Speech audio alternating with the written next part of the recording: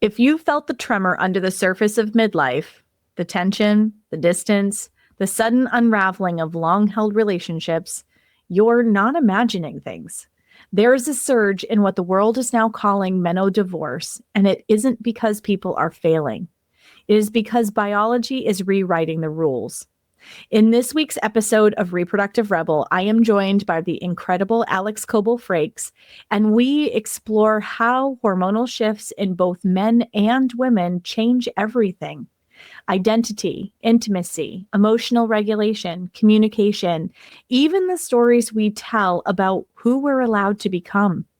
This isn't about blame. It's about understanding our bodies, our chemistry, and why so many partnerships are cracking under the weight of midlife transformation. If you want to understand what is happening beneath the breakup, the biology, the sovereignty, and the possibility, this episode is your compass. Hi, I'm Adrienne Irizarry. I'm an East Asian medicine practitioner who is passionate about women's health and helping women to live their best lives. My goal is to put you in the driver's seat of your health, offering holistic solutions for a symptom-free life. Statements made in this program are for educational purposes only and not intended as a substitution for medical consultation or advice. We do not claim to diagnose, treat, or cure any diseases. This podcast is inclusive and welcomes all gender identities. The focus of the program is on biological function, and we will use the term women throughout, but it is referencing physiological and social challenges for biology, not identity. Come as you are, I am happy you're here and welcome all performances of identity.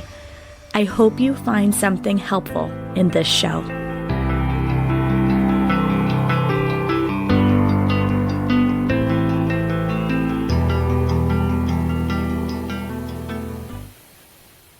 Welcome back to another episode of the Reproductive Rebel podcast. I am once again joined by the amazing Alyx Coble-Frakes. Thank you for joining us on the show again, Alyx. Thank you for having me. It's a blast every time we chat, so I cannot wait for this conversation. It's going to be so fun. I know, it totally is. So if you did not join us for the last episode and get to know Alyx and her amazing work, if you could just give the people a little short rundown about who you are and what you do. We had an episode that came out earlier this season. So please, if you haven't listened to it, go back and listen to it because she's amazing. And it was such a great conversation. She talked to us about GLP-1s and their experience with it. A lot of the conversation that we're not really talking about around it. So I thought that was a really important one. So please go back and check it out. But share with everybody, Alyx, who you are and what you do. The TLDR, I'm Alyx Coble-Frakes. I'm from Iowa. I started a period planning company in 2019 because I wanted to show women how to plan with the phases of their menstrual cycle, because I started to integrate cycle syncing and really understanding it's not just our exercise and our nutrition needs that change, but the way our brain is oriented. I just actually learned this fact yesterday. You have a neurological reset on day 1 and day 2 of your period, which is why you are supposed to be in the bed. You're supposed to be relaxing. You're supposed to be in the menstrual high. You're supposed to be in the red tent, because your brain does a during this time, a whole reset every single month. What? That's crazy. So I'm obsessed with periods. I'm down the rabbit hole. We created a planner and we've created an app, and we're launching all kinds of products to help women live into their cyclical being with ease in the modern world, because it can be really hard to try to live in sync. So that's what we're all about. And I'm so excited to be back on the pod. I was saying, so now you know why I have her, because I talk a lot about cycle syncing, your work, your life, living not only with the seasons inside your body, but the seasons outside your window. So when I met Alyx, I was like, woo, somebody who speaks my language. I love this. So we had an awesome conversation the last time, and I was really excited to have her back on, because one of the things that we were talking about in our screening session before we ended up actually hitting record, and there was so much of that session I wish I had hit record and captured because it was amazing, but we were talking about the perimenopausal journey and how socially there's this really big increase in, it now has a phrase called menodivorce, but really where couples are starting to miss the boat, and there is an increase in divorce rates in women who are in that perimenopausal and menopausal time frame. And there are a lot of reasons why that statistic is starting to rise. So Alyx graciously agreed to come back on the show and to talk about why that is, where we are in our lives, and really what we can do about it. That was something that she and I wanted to talk about is, well, what can we do about this statistic if we're looking to get essentially ahead of it or at least be able to understand why it's happening?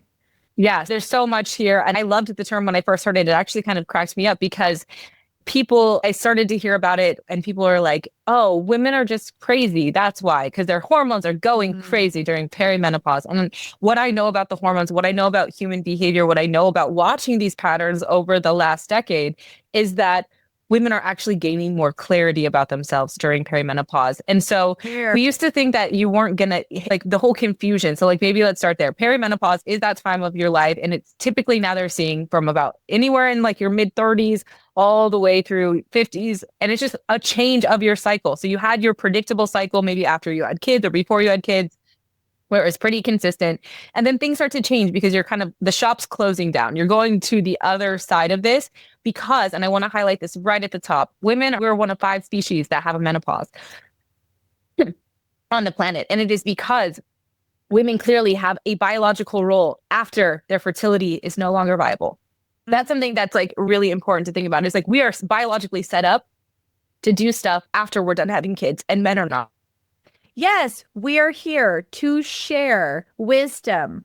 We are here to essentially ensure the health and safety and information transmission for future generations. It's really a cool role if you think about it. And we have such a stigma about moving into the crone phase of our life, but really, it is really badass and powerful when you move there.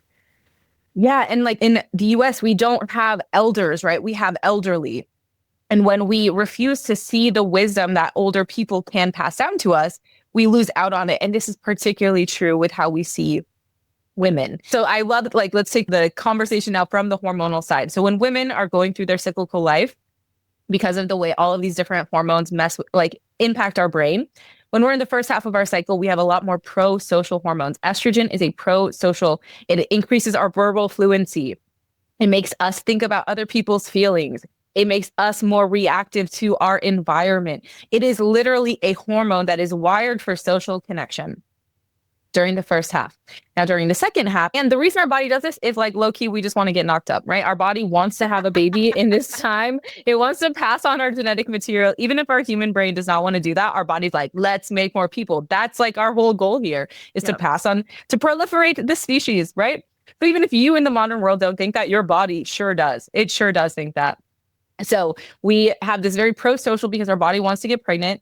And then in the second half, what's interesting, I've done a lot of research on this between how progesterone responds in the body and how testosterone responds in the body, because these are both pro-self hormones, and yet they impact our nervous system and our brain very differently. Progesterone has us turn into ourself as a form of protection because our body knows we're creating a world. We could be pregnant right now. We are literally turned into ourselves so that we can protect what is potentially biologically occurring in our womb at this time. Men, testosterone is a pro-self hormone, but it highlights the parts of the brain that are wired for risk management, for reward, for self-validation. So then we see men are running a pro-self orientation all of the time. But what the pro-self does in their body is really highlights different parts of the brain, different parts of the amygdala, and it makes them chase after reward for themselves. And this makes a lot of evolutionary sense because men used to go off and hunt. They would be the ones going away from the tribe. They would be scouting new areas. They would be going off on these little adventures, maybe with a small scouting group, maybe literally by yourself sometimes. So the goal for you to remember how to stay alive and then come back to the tribe to bring whatever you were supposed to bring back. Of course, that makes sense that their hormonal body is turned inward to themselves. But then there's also a lot of really great burgeoning research that shows men go through andropause like we do. And in the past, This makes them more violent, more aggressive when they lose their testosterone. So in the past, at that point, two things would happen. They would either get kicked out of their tribe because they were violent and crappy. They'd essentially get exiled. And then we didn't have a lot of the violent misogyny. This was pre-patriarchy, right? Because they would just get removed, or the men who would stay adapted a more pro-social brain pathway. They learned adaptive behaviors to make them more compatible with community life. If they did not learn that, they were removed from the tribe. You are voted off the island. You're voted off the island. Goodbye. And what I think we are seeing in Menodivorce is that women have finally gotten, so patriarchy crashed all that, made women a means of production, extrapolated labor from our bodies, et cetera, et cetera, et cetera. Women are finally back to this tipping point in the modern era where they have regained means of production. They have gone to getting their education. They're assuming these leadership positions. It's only been 50 years that we could even have our own freaking bank account without a man signing us up for it, right? Because we went through a literal dark ages with the patriarchy. So now we're coming back on the other side. And what I believe is happening in Menodivorce, this is the first time I'm even articulating it like this out loud, which is kind of fun. A podcast first, right? Is Menodivorce is us kicking the men out of the tribe who refuse to learn the pro-community behaviors that are required to stay with us. Ooh. And that is why we're seeing that 70% of divorce initiated by women is happening during perimenopause, because in perimenopause, we have less estrogen. So we have more and more of our pro-self orientation. But remember, women's pro-self orientation is about safety, preserving. It is about maintaining equilibrium. It is not about risk reward, because women always still have that estrogen unless you get your ovaries removed, which is a whole other conversation we could have. But because we're constantly, our whole lives, maintaining a level of estrogen that is higher than men ever have in their body, we are constantly primed for a pro-social for our entire life. Meaning, how is my ecosystem? What is the community? And that is why women switch from a fertility orientation to a network, a gathering, a building, a wisdom passing. And why they don't go off and just do that for themselves is because of estrogen. So this is what I think is happening. This is the Menodivorce is the modern take on kicking the man out of the tribe who refused to learn a pro-social orientation in order to make their skills, when they are no longer fertile, to make their skills still useful to the tribe. They need to learn how to be compassionate and caring. And the men who are unwilling to do that are getting divorced. Oh, there's so much to unpack there. So andropause, I want to come back. Andropause is probably a new concept for most of you. And I find this is why this Mars and Venus idea between men and women continue long after the bleeding years end. Women start becoming more externally focused with their energy. Okay, there's this pro-community aspect of things. Men start being a little more pro-home and hearth, and they start turning inward a little bit more. They've been the breadwinners, they've been out in the world, they've been doing these things, and maybe not the breadwinner, but that's how they're wired, right? Hunter-gatherer. Let's bring it back to that. And they are starting to want to be home more and hang out with their spouse at a time that their spouse wants to be out and hanging out with girlfriends and doing other kinds of social things, and maybe going back to school and getting the degree that she wasn't able to finish because she got pregnant when she was in college, and so on and so forth, right? So that energy changes again. Like, women are very focused on home and hearth when they're in their earth years. Okay, that's me as a TCM practitioner talking. So in their earth years, they're very much more home and hearth. Once they start moving into their metal years or perimenopause, as they're transitioning to their non-bleeding years, they want to reconnect with girlfriends that they haven't really been able to talk to. They want that social aspect of things because they've really been very isolated in the child rearing process up until that point. And men have a steady state of testosterone for the most part, day in and day out. They go to bed feeling one way, they wake up feeling the same way. That happens pretty much their entire experience. So when their bodies begin changing, Chinese medicine recognizes that men's bodies change in 8-year cycles. So every 8 years, men's biochemistry changes in some way or another. But because it happens in a more subtle way, like women have a symphony of things that are going up and down at different points in their cycle and blah, blah, blah, blah, blah, which is why during perimenopause, we feel that transition more pronouncedly. We have more things that have been moving and more things that are changing during our transition. Men go through this transition too, but theirs is more subtle. So for men, they start asking questions like, is this as good as it's going to get? Because all of a sudden they start coming face to face with their mortality. And they realize that, so this is where the midlife crisis comes from, and the sports cars and the fast women and all that other shit, is that they start realizing, wow, I actually have an expiration date at some point, and I don't know how I feel about that because of the risk aspect earlier on in their life. Now they're not doing that because they don't have as much testosterone coursing through their system, and their viewpoint on all of that changes. The way they want to take risks. And so they're like, oh my gosh, I have to live, right? So this is where your stereotypical midlife crisis in a dude comes from. But coming back to what you're saying, like we're hitting like andropause and perimenopause all at the same time. So everyone's hormones are changing in the equation at the same time.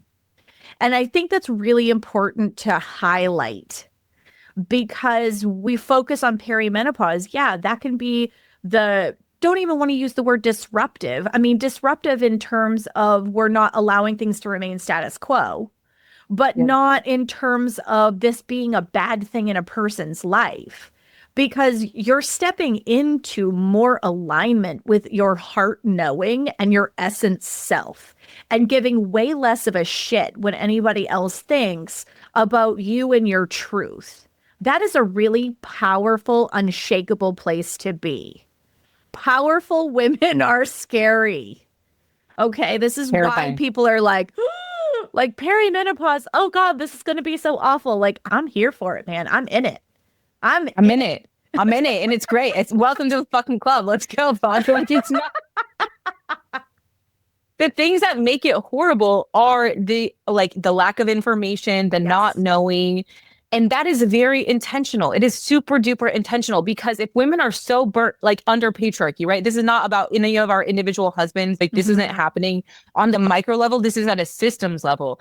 Because if we are out of sync with our cycle for our whole fertility time, by the time we hit perimenopause and all these extra changes happen, we are going to be very clearly burnt out, worn out, drugged through the mud, that we kind of see a lot of times a collapse into menopause. We're not seeing a healthy transition into menopause. We're not seeing a gentle ride into menopause because the world as is has no desire for menopausal women to be healthy, strong, vibrant community members, because when women are healthy, vibrant, and strong, they don't stand for this bullshit that's happening. They should be scared. They should be shaking in their boots because by 2030, 1 billion people on the planet are going to be in perimenopause or menopause.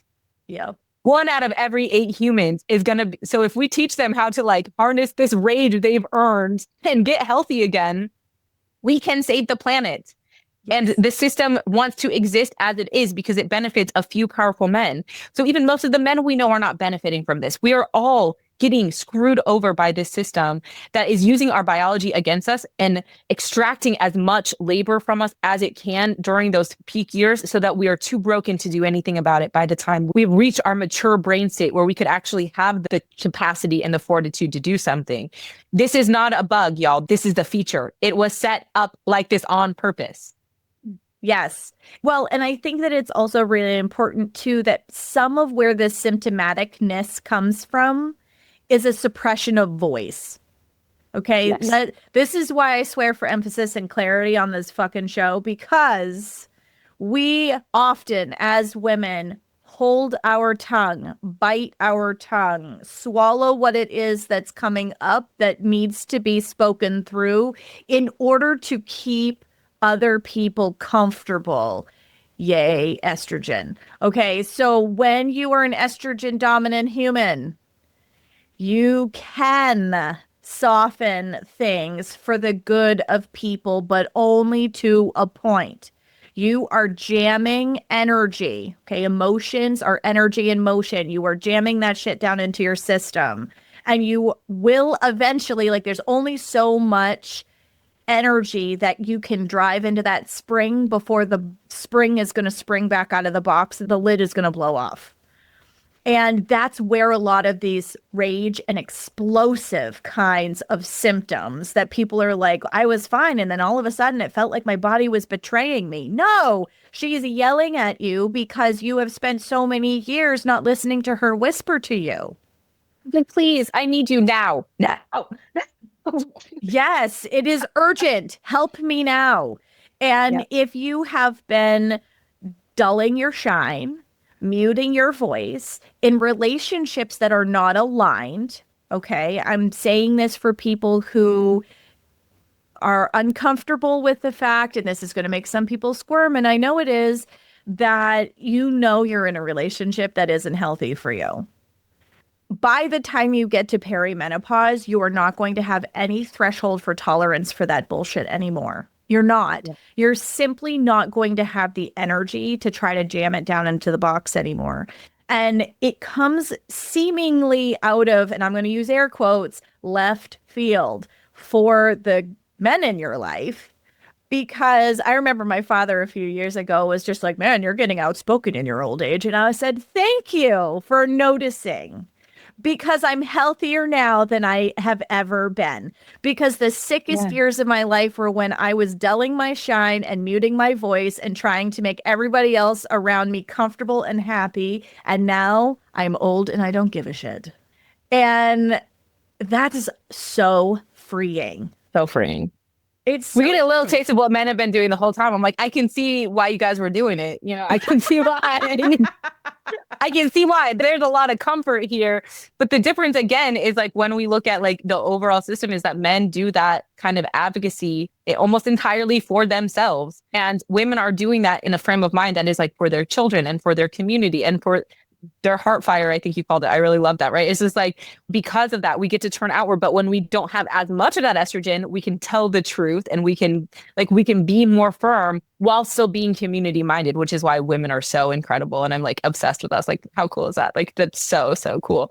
But yeah, like men, they just get to walk around like that all the time. And what I think you wanted to set off with some solutions is men needing to start to understand that these paradigms are going on and start to understand where they may have fallen down in that because of the way that the world is, the way that like we're all have internalized misogyny and internalized patriarchy because that's how the world is.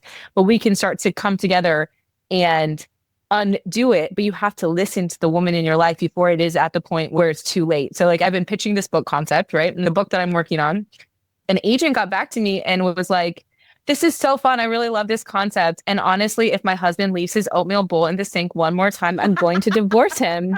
And I'm going to send him this clip of you so that he can see what I'm talking about, because I'm really not kidding this time. And I was just like, she's about to divorce this man because he keeps just leaving the oatmeal bowl. Like, because what that's saying to her is you automatically assume that it is my job to clean up after you. You're not acting like a grown-up partner in this relationship.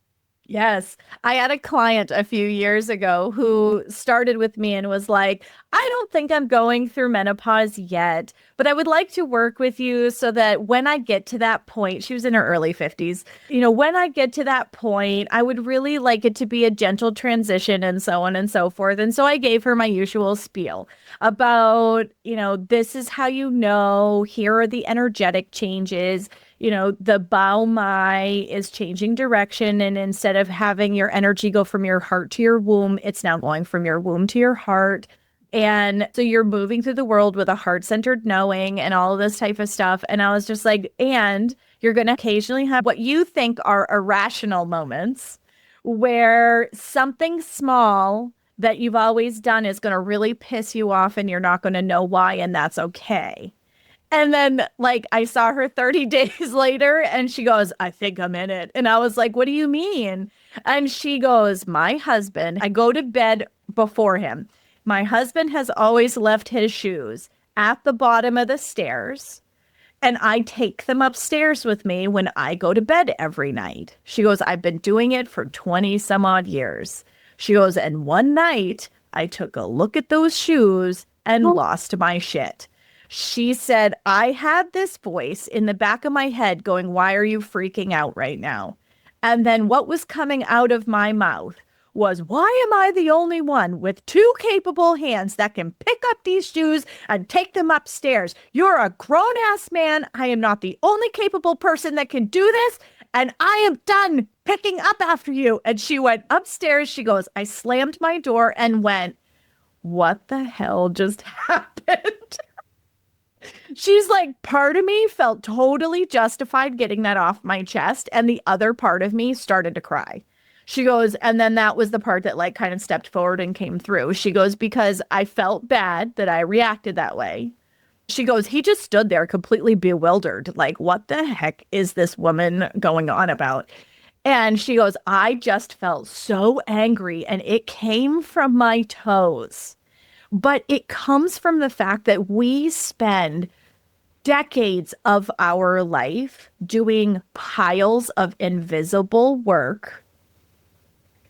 And then all of a sudden, lid blows off. And this is one of the hallmark signs, even if your cycle hasn't started getting weird yet, because your cycle doesn't have to get weird for you to be in this transition. From a TCM perspective, the change starts happening energetically first.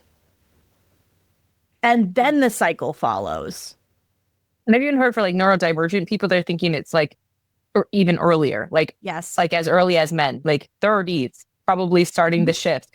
So I told you, I think maybe last time that I got it, what I called a pre-peri divorce, but it might have actually just been up like where I'm like, I can't do this anymore. Like I cannot stay with this man who won't do these things. And I have two babies and like, what? I'd rather do this by myself. I cannot keep doing this. I cannot keep doing it. And then I got divorced and I'm much happier. The other side of it. But I think it's just when we can understand that these things are predictable, that women are not irrational, that men are not even irrational. These are biologically verifiable things that we can start to understand and unpack.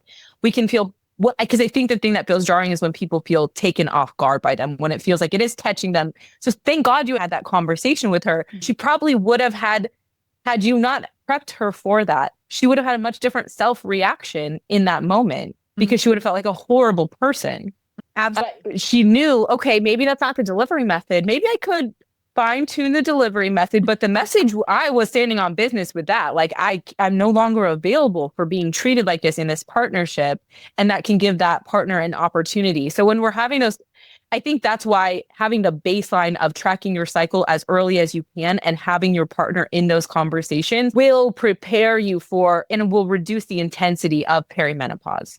Oh, so even just getting people tracking their cycle together, having that as a part of the conversation, understanding that if we're just like going by the laws of science, men are the same every day. So it makes more sense for them to adapt to our cycle. That is not the same every day. It is going to be less work than having a woman who is changing every single day try to adapt to your cycle that is the same. Like it doesn't make sense. The thing that is in flux in her body, she cannot stop. So it's better for you to attach your knowing to what the ship she's running, because that just makes the most logical sense.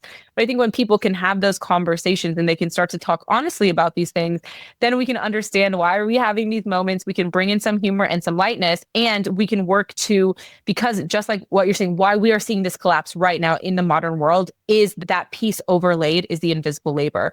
Women are still doing 60 to 70% of unpaid labor on a global scale. And this is even in partnerships where men think that they care and they think that they're pretty woke. It's still happening at an unequal level. Part of this is because there is a biological attunement that children have to their mother because of what happens when you are in the womb. There are some of those things, like, doesn't mean men cannot be nurturing or compassionate. We know that's scientifically bullshit, but there is attunement biology that humans, they are the most attuned to the person that they came out of. It is scientifically based. So we know that there's already some more of that work. So where can you show up in other ways? Because maybe you won't be able to replace her in that attunement. And that takes a tremendous amount of effort to raise humans. But where else can you step in? Where else can you understand what's going on in her body? Where else can you be in partnership, prepping the food, and maybe even making sure you're trying to do it in a way that feels fun to both of you? So like, I hate doing the dishes. My partner hates folding clothes. I'm like, I think folding clothes is very meditative. I will Mhm. fold the clothes and you will do the laundry or you will do the dishes because I hate it's disgusting to me. I hate everything about it. And so like there are those things, but we have to have the honest conversation that one, this is something that's happening. This is a biological reality. Women are not crazy.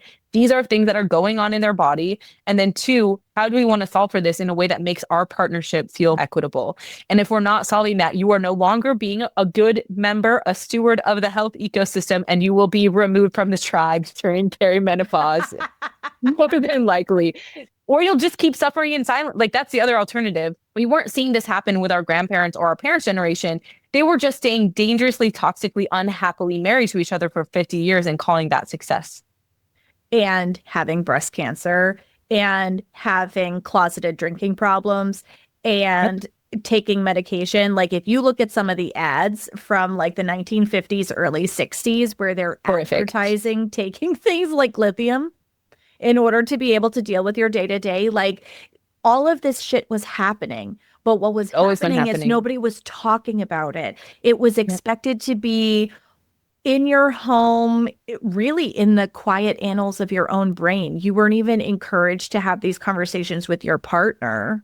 Nope. And it was like decades of unhealthy relationships. Like, sure, were there happy marriages? Absolutely. But like there were quite a lot that were not, or quite a lot that were abusive. And during that time frame, there was also a lot of like financial abuse, right? Because men controlled the money, women couldn't own their own businesses, women couldn't have a credit card, women couldn't hold property in their own name.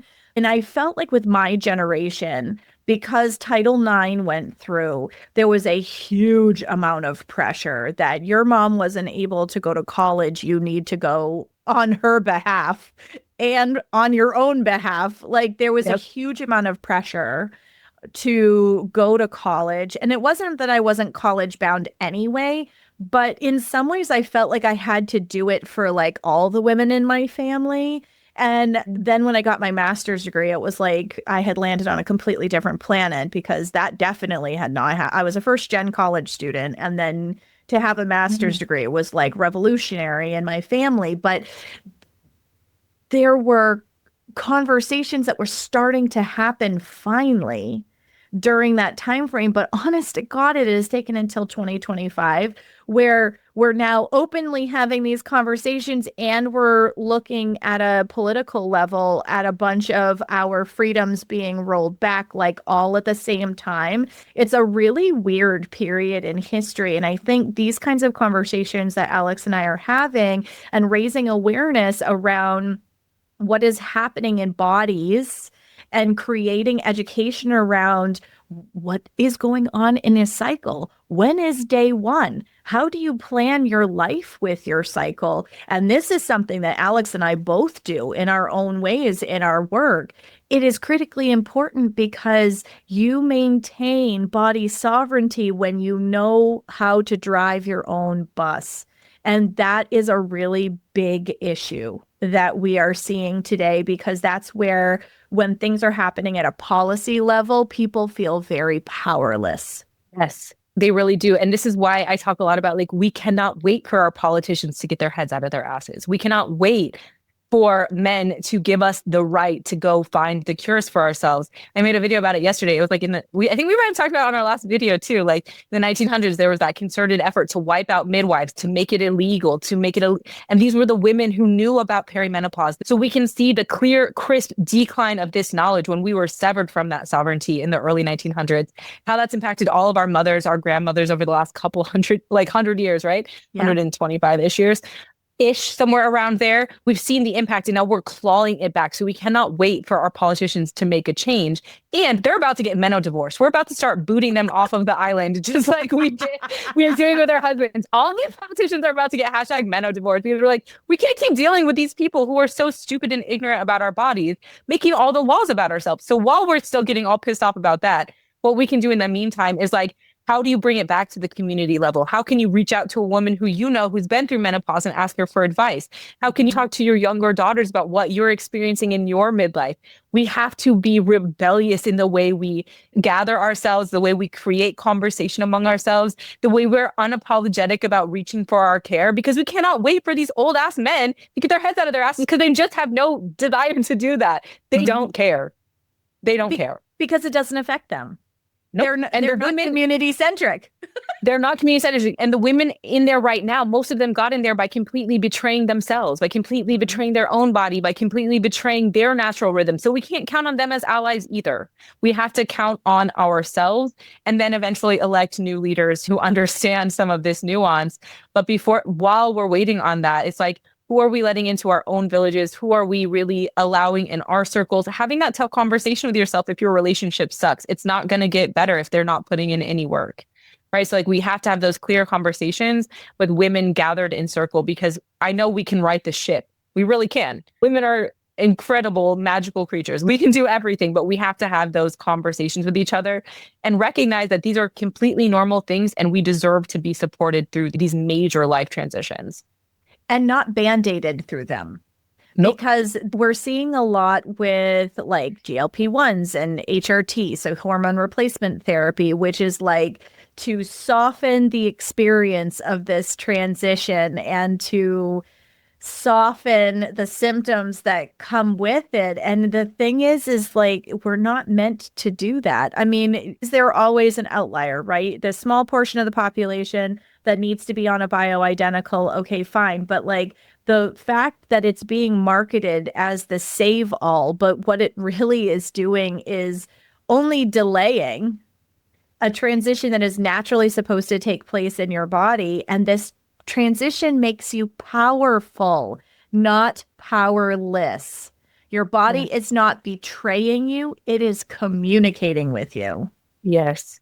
And one of the most annoying, it just came out of the menopause conference, right? Like the Meno conference, everyone's like pretending they care about women for 5 minutes. So there was like that big conference that just happened. And there was a big white paper reveal that was talking about how the earlier in perimenopause that you receive HRT, the better your menopause is because you have more estrogen. And I thought to myself, I wonder if it's just because those women are not supporting their natural estrogen production. And so what they really need is estrogen until about their 50s, somewhere around in there. But if they were supporting it naturally, if they were eating the foods, if they knew what to eat, those things would support the right amount of natural estrogen being produced in your body until your body was ready for the decline in estrogen, at which point the transition would be easier. So I'm like, I don't like the way that study is even being set up, because you're not separating correlation from causation. We're not talking about lifestyle factors. We're not talking about maybe before women were just having the right amount of estrogen because they were eating and living in alignment with their body. And the red tent. Take me back to the tent. I'm building one myself. You guys can come hang out with me in my red tent in a few years here. I was going to say, I'm going to fly and I will go hang out with you in the come red hang tent, out. because we used to honor those cycles. And there used to be reverence for the birthing body. And we used to recognize that the start of menstruation, childbirth, and perimenopause were rites of passage. The further we've gotten afield from those kinds of things, those understandings, those beliefs, and we have mechanized it for the gain of big pharma, and we have made this so that people look at their bodies as something that needs to be fixed and is broken, rather than understanding this is a natural part of being a born female body. Like, it's disempowering, and it's something that can be capitalized on. Yep. And it's not meant to be that way. It is a rite of passage. It is normal. You are going through a powerful portal. One of the most powerful portals of your entire life. And what a shame to miss that, because you're just covering it up with HRT and bullshit. Like, what a shame what a sad thing for us to miss out on because we were too afraid. We bought into the misogynistic belief that women are gross. Like every time I make like a post talking about how your period shouldn't be painful, people are fighting for their lives in my comments of being like, no, this is normal. This is normal that this is happening. I'm like, no, it's not. Why are you arguing for your suffering? Who is making money off of this belief that you have, that your body is so weak, that it is so incapable, that it is so like needed to be medicated? Who is making money off of that? I could go into it, but I don't want to cease and desist. So on that, but so like that is like one of the most radical ways that any of us can fight back against oppressive systems is body sovereignty, is understanding and then living with and making accommodations for yourself and cutting things out of your life that don't work with your cycle and actually living with the design that is in your DNA, because you will feel better when you are doing the thing your body was made to do. Here, sister, I was going to ask you for a final thought, but I think that was Boom. Boom. So if people want to find you and your awesome work, Alyx, and now you all can see why I love Alyx so much. We get fiery and spicy about the same things. So come join me with my tinfoil hat on and my period connection map at theagendaperiod.com. I'm like the 7 degrees of Kevin Bacon. I'm like, tell me something. I'll tell you how it relates to the menstrual cycle. I'm like, what? Me too. So come hang out with us at the Agenda Period. We're at Agenda Period on TikTok. We've got some really cool stuff in the works. So come hang out. And yeah, thank you again for hosting me today. This was such a delight. I took notes, you guys, because she's the best. I'm like, you took me to school on your own podcast. I'm like taking notes over here. Like this was so much fun. So thank you so much for having me today. Oh, thank you so much for coming on and for sharing your wisdom, your energy. I just love having conversations with you. And until next time, everybody. Thank you for joining me for another episode of Reproductive Rebel. Reproductive Rebel is recorded by certified peri-steam hydrotherapist and acutonics practitioner, herbalist, and Chinese nutritional therapist, Adrienne Irizarry of Moon Essence LLC. If you are interested in setting up an appointment for one-on-one support, ordering from our store, or checking out our course offerings, visit our website at moonessence.life. Be sure to subscribe to our newsletter and get insider information on upcoming events and offerings. Join the conversation. Like and follow us at MoonEssenceMe on Instagram, Facebook, or LinkedIn. Your voices make this program possible. Thank you all for your continued support.